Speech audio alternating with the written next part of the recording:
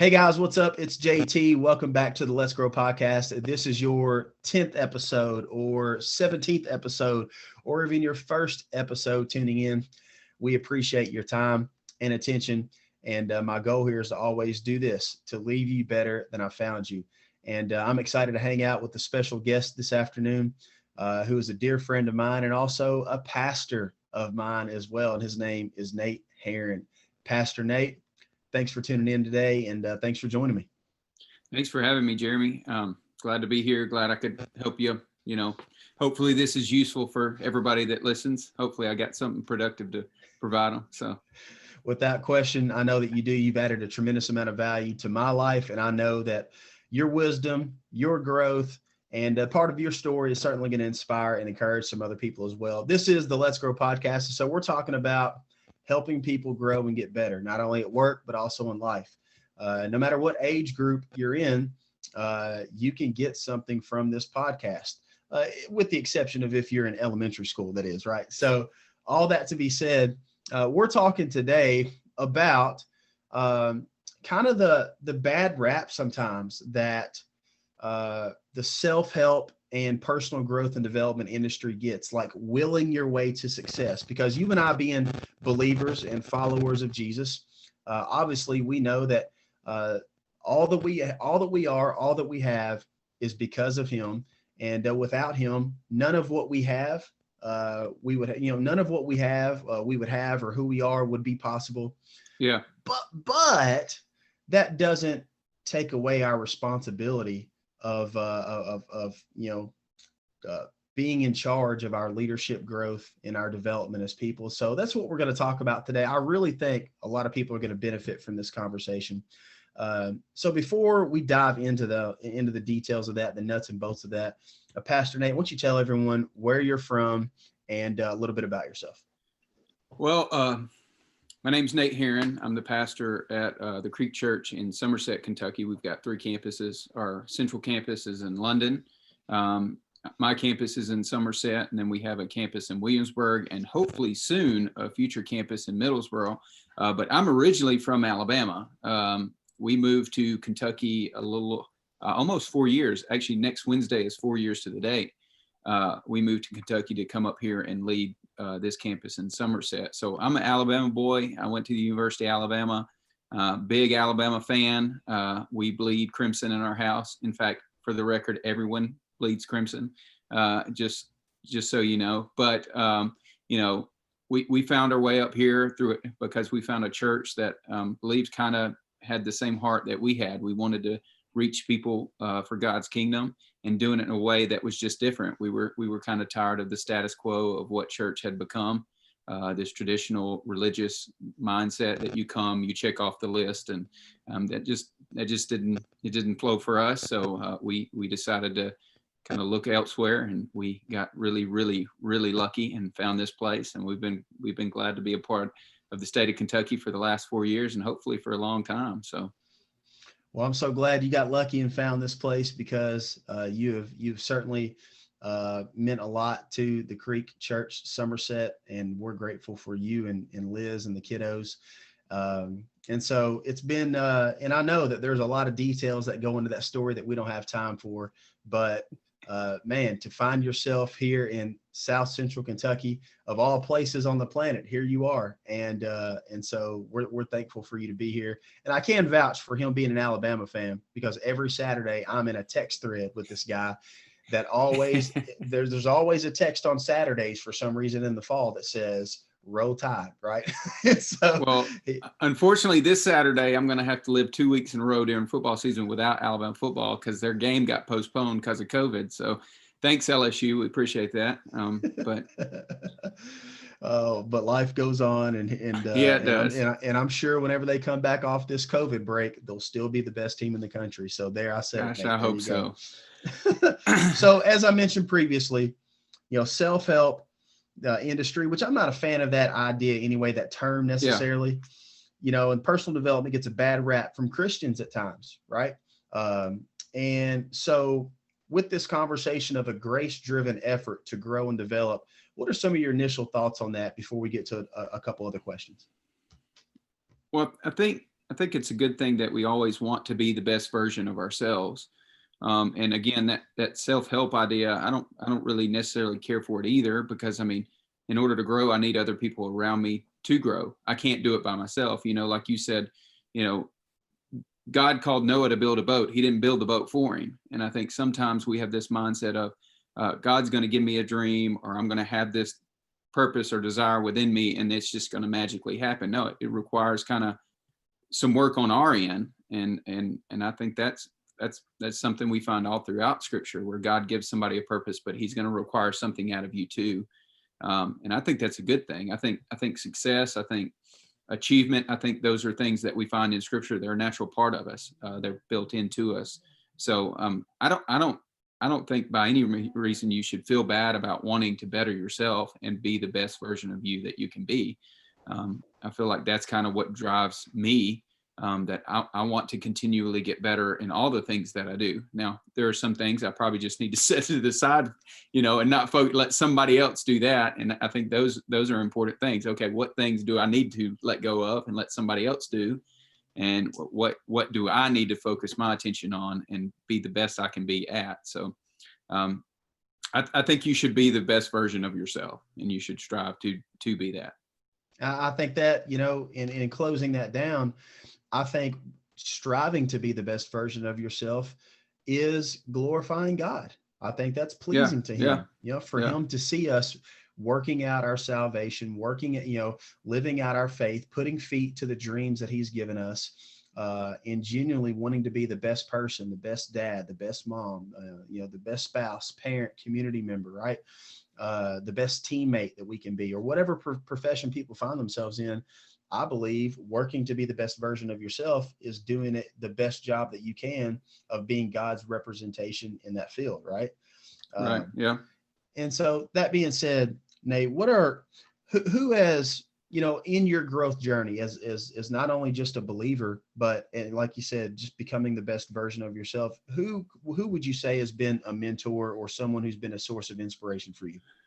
The first name that comes to mind for me is a guy I met, and I wasn't even in ministry at the time. I was just working a normal person job, as I like to call it.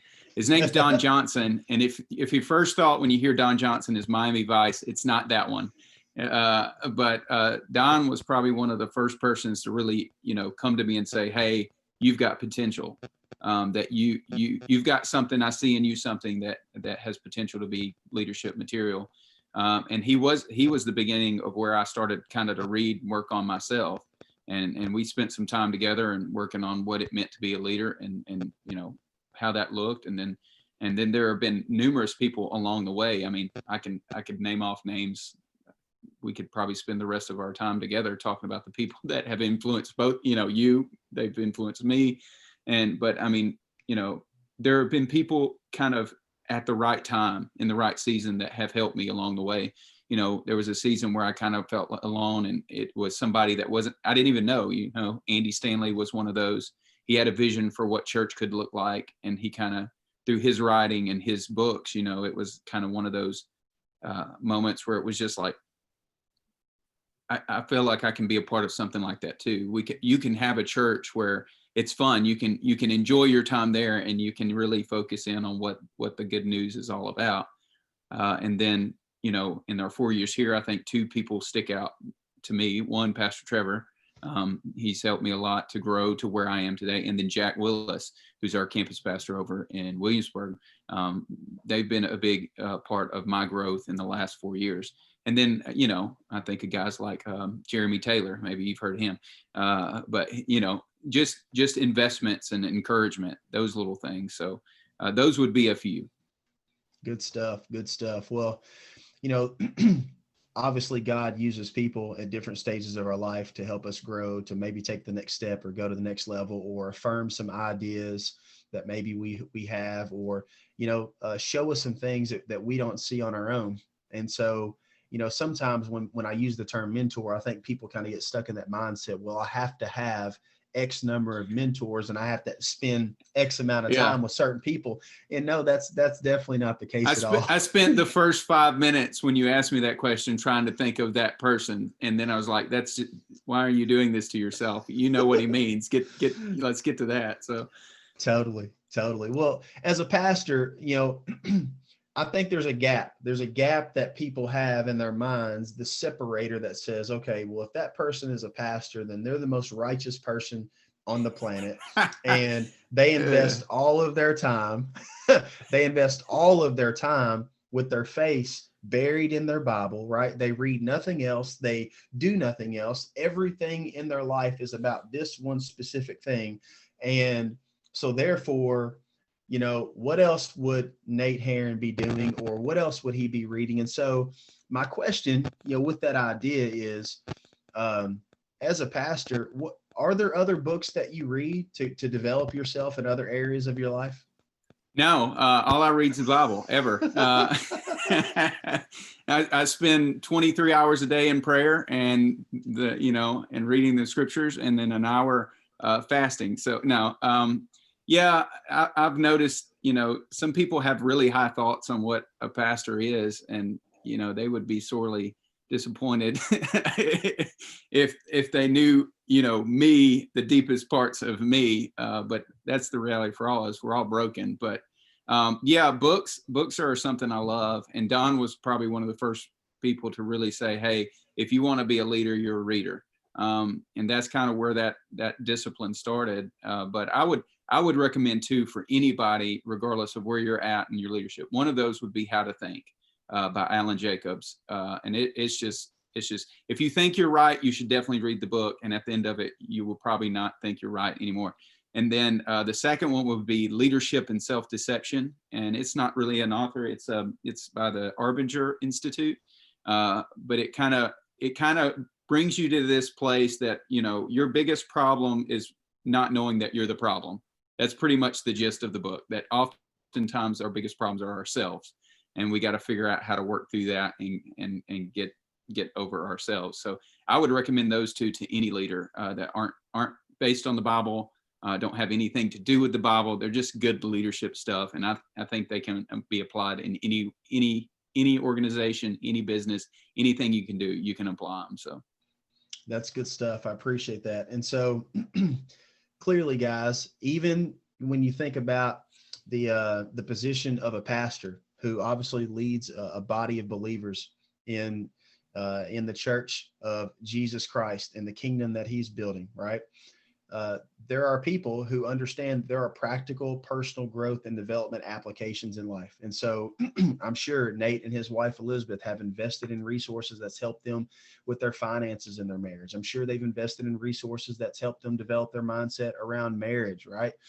And so don't think that just because someone is a pastor or because they're in any other particular position, right, that they are exclusively or it is a rule that they exclusively read resources and develop themselves just in that particular track, right?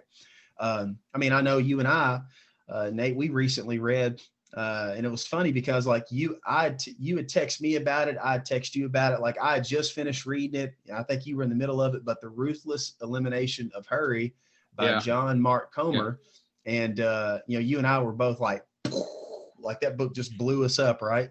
What are some thoughts you have on that read, by the way? It was a reread for me because COVID hit and all the things I was hurried about kind of just were taken away, So it was kind of a moment of I'm already slowed down. I should probably go reinvest some time in this book. But I just feel like in our culture, in the season we find ourselves in, we have so many distractions around us. And that's really the premise of the book. How do you remove those distractions? How do you remove the hurry of life and focus and be present where you're at? And I think that's something I think everybody struggles with. How am I present right now? I'm either getting caught on, okay, what I did yesterday, I'm so caught up in it, I can't move forward, or I'm thinking so much about tomorrow that I'm losing sight of what's right in front of me. And, there's been seasons where my job, I mean, we're in the middle of building a building, and that can be a distraction from the things that matter most, which, would be my family and spending time with them. So I think the biggest thing was having times where you're not on your phone. In fact, for the month of November, I've turned off all the apps that aren't work related. So I have about probably 7 apps right now on my phone that actually work. And then my wife's got the passcode, so I can't check Facebook, I can't check Instagram, I can't check Twitter, which during this season probably not the worst thing in the world. I can't do anything. And honestly, I'm 12 days into this thing, and I'm like, I may never go back. I may never go back to what was, but I probably will. But it's just freeing not to have those things always pulling at you, always tugging at you, wanting your attention. So I would say that's probably the biggest thing: learning to be present in the moment that I'm in, and not getting so focused. Oh, okay, what's next? What's next? What's next? So that would be my 2 cents. But I would highly recommend it, and it's a spiritual book for those that might want that or need that. So no worries, guys. It is pastor approved, right? It is pastor approved. Yes. Yeah. So and when it comes, Beth Key's got one called "To Hell with the Hustle." So if you like a little profanity in your book titles and you're a Christian, there you go. That one's a good one too. Yeah, those 2 books are like a happy marriage, and they coincide with one another for sure. I enjoy both. I enjoy both of them, and both of them punch me in the gut. But then, and not only did they punch me in the gut and remind me about a few things, but also it kind of affirmed the way that I had been feeling for a couple years about the pace that the American way of life. And that's another conversation for another day, because we could talk about that all day. We've had some rants about that, but what would you, when it comes to working on your mindset, Pastor Nate, when it comes to developing yourself, reading, spending time in thought, spending time in the Word, do you kind of have a daily or weekly rhythm of that? What's that look like for you? And how do you schedule that, or just how do you work through that discipline? Most recently, I've had a lot better schedule. I mean, in March when all this craziness started, it was like my schedule went out the window. So I kind of go through seasons. That's just me. I have seasons where I'm very diligent and I know what's going to happen. I know what the goal is. I'm going to sit down and read for this amount of time. And then I have seasons where it's like, I don't even want to look at a book, I kind of learned last year, I had set the goal of like 30 books to read for the year. And I got to about 24 and I was like, I wanted to burn every other book I saw. It was just, I'm done. I can't read anymore. So this year I went a little lighter. I set it at like, I think 18 and I'm already at 20. So that I feel better. I feel better about that now. Cause I don't feel like, oh, I'm just reading a book to get to that number. I'm reading these books because I actually want to read them, get something out of them.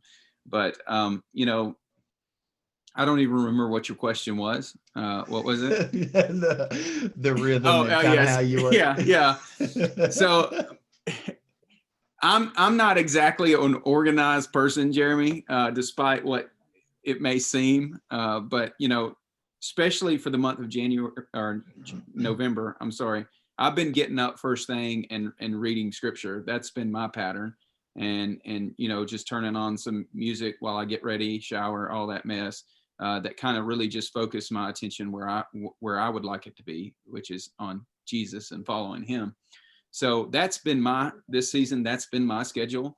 And it's different for different people. Like I try to read every night before I go to bed, and usually, sometimes that's like 5 minutes and then I'm out. Sometimes it's for 2 hours. It just depends on how the day went. So I try to set times throughout the day where I know I'm going to have an opportunity to read. Morning and evening seem to be the best, on most days.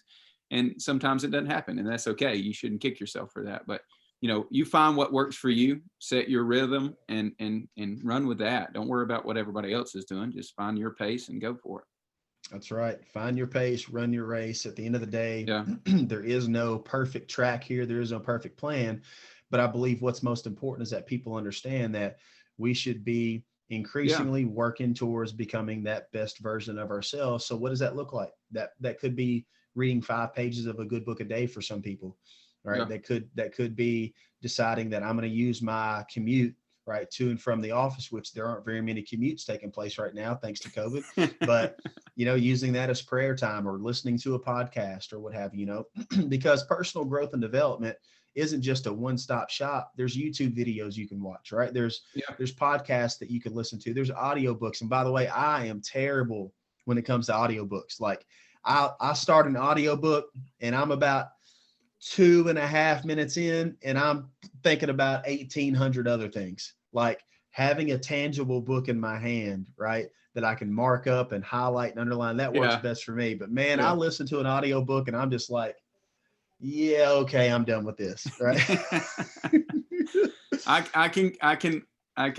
can understand that struggle. I typically listen to mine when I mow the grass, or I have some drives. I'll drive over to London for meetings, and that's a good 30 minutes where I can listen. But I find myself in the same place. You get 5 minutes in, and they've said something that's taken me way over here, and I'm thinking about that, and I've lost track of what the heck they were talking about in the first place. But it's a struggle. But I know people that that's the primary way they get information, and that's great. If that works for you, do it. There's no shortage of ways to get content when it comes to growth. So find what works and use it. So.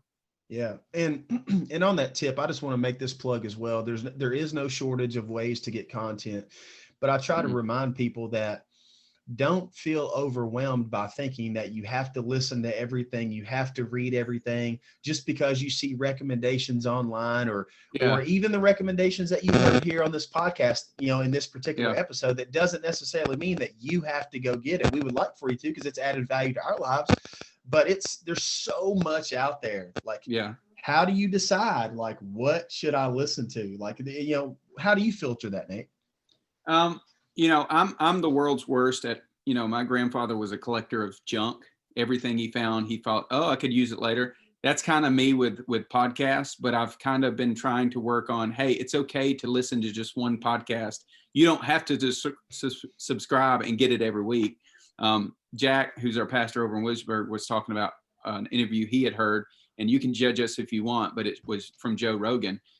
So, here's what I did. I went and listened to that one podcast. I didn't subscribe. He doesn't come to me every week, but I went back and listened to that one, and it was useful. It was some good content, and you can do that. That's okay. There's no right or wrong way to do it, but I do find some that, every week it's pretty good. So I just go ahead and subscribe. There's a couple leadership podcasts that I just follow on a weekly basis.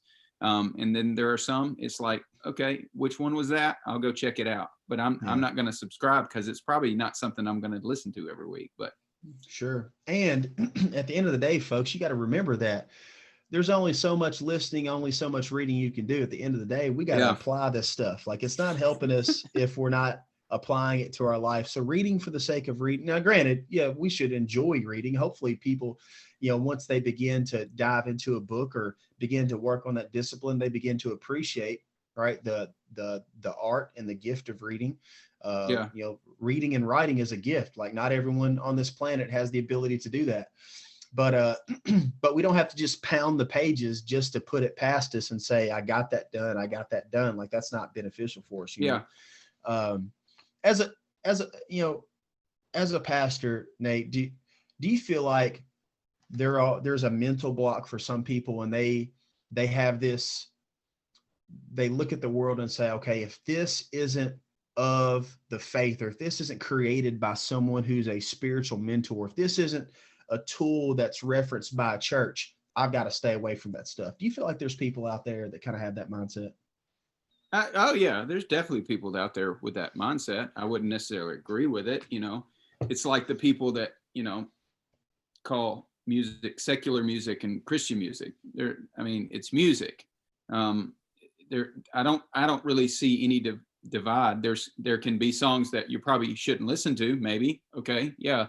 There are plenty of songs that play on the radio or Spotify that probably have some truth to it that you can probably dig if you want the truth out of. And likewise, a lot of my books that I read don't have anything to do with church, but you can take the principles from them and find ways that they connect with either the scriptures or my faith. So, don't, you've got those groups that say, oh, yoga's for the, devil worshipers. That's just stupid. You shouldn't celebrate Halloween because you're worshiping, okay, that's great. If that's what you want to choose to do, that's okay. I'm not necessarily going to agree with you on that, but don't be running around forcing other people to do it.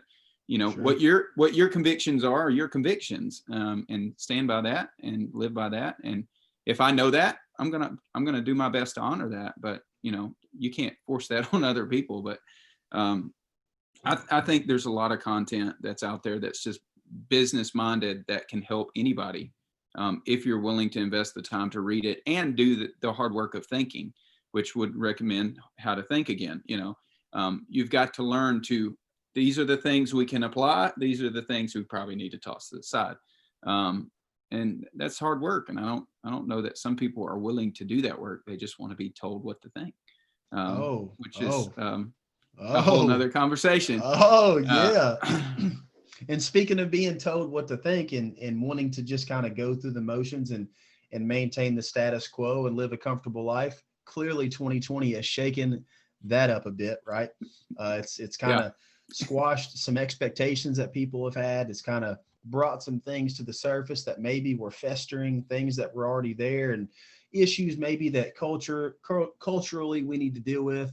And then at the end of the day, just the unknown, the uncertainty of a lot of things that's out there. So all that being said, how have you personally dealt with this year? What have you done what are some things you've done to stay positive and continue, moving forward this year? Well, early on, I don't know that I handled it the best at all. Mainly because everything I knew just kind of was just taken away, right from the start. We were on vacation when all this craziness started with COVID. And then we came back to no services because we decided to close down in-person gatherings for a season because we weren't sure, nobody was sure. That's the thing. Nobody knew. I mean, obviously you've got a bunch of geniuses on this side going, oh, see, but we didn't know then what was going to happen. Nobody saw into the future. So we tried to make the best decision we could with the information we had. And we felt the most loving thing to do was not to meet for this season. So we took the whole summer off. And then August came back around and you'd spent this whole season of not really doing a whole lot. And then all of a sudden it's back to kind of what was before. So there was almost this season, I don't call it depression. I don't really say that I would be depressed, but it was just, I don't really know what to do with myself. So early on, that was a real thing. And if I think about it from our side, our church has been very successful. In the 4 years I've been here, there's not been a lot of struggles or problems in our church. And then March comes along, it's like, well, all that's taken away. And it's almost like you go through this season of, I've had all these victories and I feel sorry for myself, which is just nuts, but that's kind of what happened. And then we actually get back to church and, some things changed, but I tried to stay as active as I possibly could. I would go play golf during the week if I had some time. I'd get out, take the boys. We got 2 boys, and one of them is in love with golf. So I would have that as an excuse. We just go play golf. Or, one of the things we did early on, I mowed a little golf course into the yard because he wanted to play. And oddly enough, it was on Masters weekend, and right here we sit, and it's Masters weekend, and it's November. How does that even work? Anyway, I've just tried to find ways to keep my mind off of the things that I can't control, because I think that's where we get bogged down. We get so focused on trying to control the things you never had control of over anyway. Focus on the things you can control. I can control my attitude about this situation. So what can I do to have the best attitude that I can have? And I feel like in the long run, I've come out on positive. At times there were struggles. There were moments of just, a case of the poor me's, as one of my coaches used to call it. But you just kind of have to pick yourself up, regroup, refocus your attention, and focus on the things you control. And at the end of the day, there's not a lot of those. You don't actually control a lot, which may be uncomfortable for some that are listening to this, but sorry, That's actually comforting to me. I can focus on these couple things and I can move forward. And at the end of the day, what is, and I don't have to really worry about that. Totally. Control the controllables, right? Focus on what you Yeah. can. The more concerned you become with what you can't control, the less you will do with the things that you can control. Well, Yeah. three specific questions I want to ask you, Pastor Nate, as we close down, that are tied to the work you do, because I feel like this will be very beneficial for our listeners. And I ask some questions along these lines for most people, just based on their background, the work they do. What do you enjoy most? What do you enjoy most? What do you appreciate most about the work you get to do? I went to eat lunch with my wife right before this, and I had about 4 or 5 things that I just love about my job. And I asked her, what do you feel like is that thing? And she knew immediately. So I knew, okay, well, this is obviously it. And it wasn't what I expected, but she's exactly right. My favorite thing is to have conversations with people outside of my faith.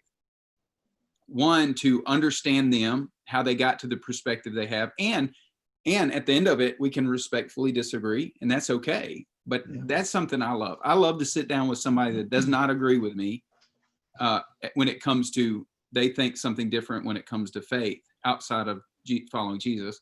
I just love to sit down and have that conversation and hear from their side, and kind of, at the end of the conversation, I'm not looking to change you. I just want to understand. So I think that's probably one of my favorite things when it comes for my job. I love that part of it. And it's so great to hear you say that, because the average person would look at the typical pastor and say, well, they would want to be in that conversation because their heart is fixated on wanting to change that person. And that's not the case. No, because I can't change anybody. That's right. That's right. That's not my job. I can't change what's inside of you. I mean, somebody else is going to have to do that. And I ain't got that kind of pull. All right. So all I can do, I see my job as, I want to leave the door open. If you want to have a conversation, I'm here. At the end of it, we can disagree. I have no agenda. My agenda is not to get you saved. And I know some people would probably hear this and be like, oh, a pastor can't say that. No, I can't save anybody. I can just introduce you to the one that can. So that's my mentality. I just want to leave the door open. So I'm going to try to keep all the bridges not burned. Okay. And I know some in the faith, they burn every bridge they can find, and that's their prerogative. They can do whatever they want. That's not my style. So good stuff. I appreciate you sharing that. So that being said, I know there's a lot of people who are listening to this podcast who at some point in time, they may feel the desire to be in full-time vocational ministry, or maybe they find themselves at a place where they think, well, maybe there's a calling on my life to be a pastor. I wrestled with some of those questions. You and I have talked about, some of this stuff before. For you, what did that look like for you making the decision that I'm going to move in this direction? And I know it's tough because there's a lot to unpack. But for you, what would you say to someone on how you felt like you knew that, hey, this is where God wants me, or this is where I can be useful in His kingdom? I came into ministry kicking and screaming. Okay, that was just my story. I knew probably at least a year or more before I actually quit fighting. I probably knew a year before that was probably the direction I was headed. But, the guy, Don, the guy that kind of invested in me most, he was the one that actually came to me and said, hey, this is something you're supposed to do. And I'd been praying about it for a long season. My advice would be sure and obviously there's some people, I've heard of people volunteering for ministry. I think that's a great thing. But I would say don't get so caught up in, being a pastor or whatever. You can do ministry wherever you're at. You don't have to be in my place. Now, if you feel like that's where God's called you to, yeah, definitely you should do that. That's kind of the place I was in. I felt like there was no job that I could do that I was actually going to be satisfied in. This was the only way that I could go and I would find satisfaction. And there are plenty of people that feel like, okay, the only way that I can actually pastor and lead people is to go into ministry. And I just think that's just a big crock of crap. And to go along with it, you don't have to go to seminary. Okay. I felt like I had to go to seminary, and I spent probably 3.5, maybe 4 years of doing that. And we had our second kid, and I had a full-time job and a wife, and something had to go. Okay. And seminary went, so I never finished, and that's okay. If God wants you in ministry, he'll make a way. Don't worry about those details. And,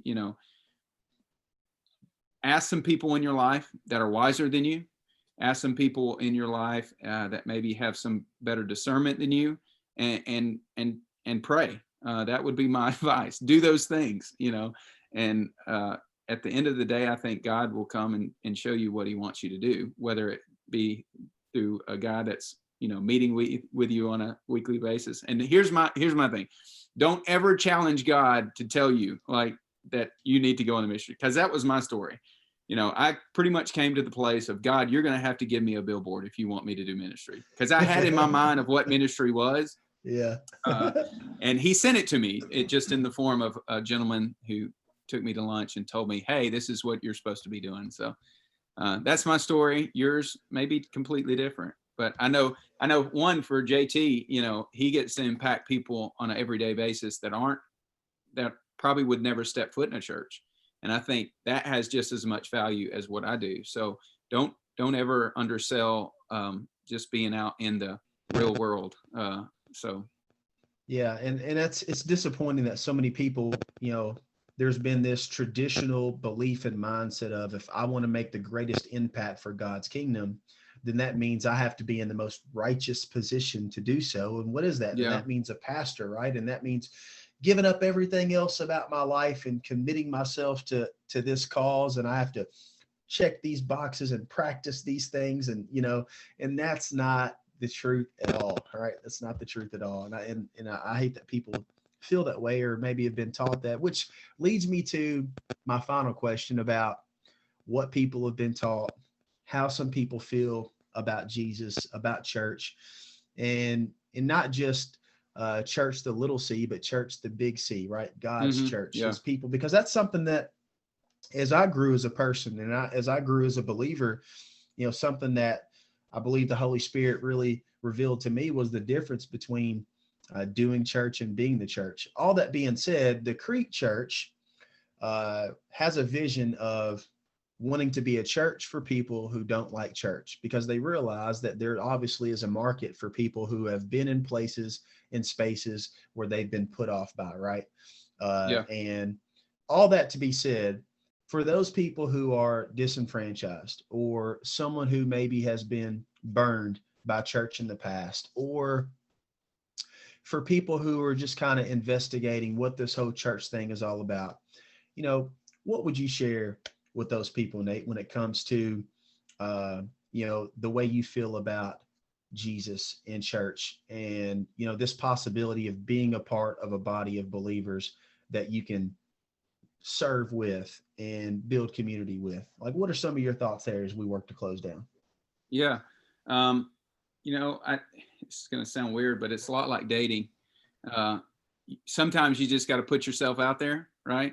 And I mean, Jesus offers the invitation to his disciples, come and see. And it's as simple as that. And, if there's interest, if it's something that's going on in your life, and things aren't going right, or things are falling apart, and you feel like that's the place you could turn, just come and see. And I think most people know what they're going to get when they go to a specific type of church. And I think most people have an idea of what they're going to get when they step into a church. But I think sometimes when people step into our church, they get not what they expect. And that's what we want. We don't want you to come into this place and get what you expected. We want you to be like, that was different. That was nothing like I had pictured in my mind. So my invitation would be the same that Jesus gave. Come and see, come check it out, and, be willing to put yourself out there. We're not going to call you up and, hey, you're a guest.